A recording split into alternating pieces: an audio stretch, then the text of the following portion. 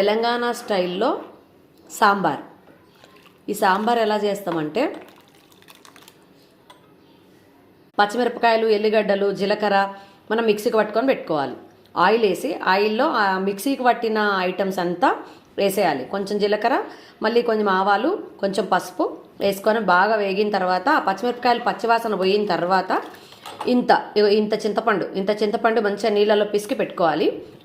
అది వేగిన తర్వాత మనం దాంట్లో మెంతాకు వేయాలి, కొంచెం కొత్తిమీర వేయాలి, కొంచెం కరివేపాకు వేయాలి.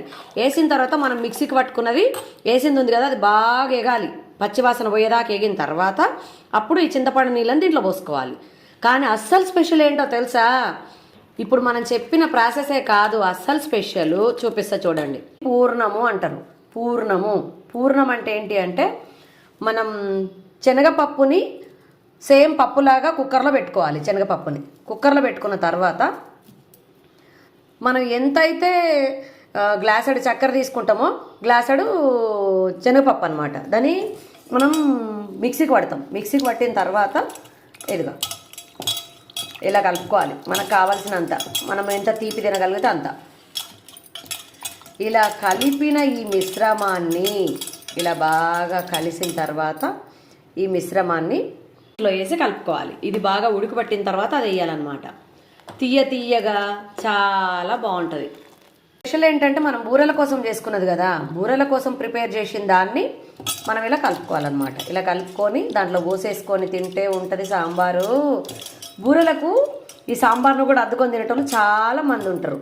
ఇప్పుడు దీన్ని తీసుకుపోయి ఉడికిన తర్వాత అక్కడ పోసేసేయాలి.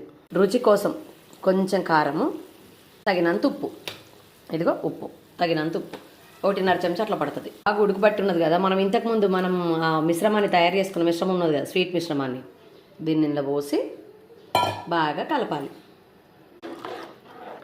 గుమ్మ వాసన వస్తుంది, అన్నం తినే బుద్ధి అవుతుంది.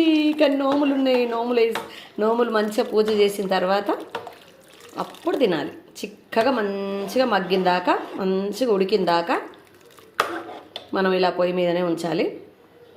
సాంబార్ రెడీ. 1 స్పూను 2 స్పూన్లు అట్లా చిక్కదనాన్ని బట్టి కొబ్బరి పౌడర్ వేసుకోవాలి. లవంగాలు 2 యాలకులు, మంచి స్మెల్ వస్తుంది. ఇవి దంచుకొని దాంట్లో వేసుకోవాలి. దంచిన మిశ్రమాన్ని ఇలా వేసుకోవాలి. ఒక 2 లవంగాలు 2 యాలక్కాయలు స్మెల్ కోసం, చాలా బాగుంటుంది స్మెల్.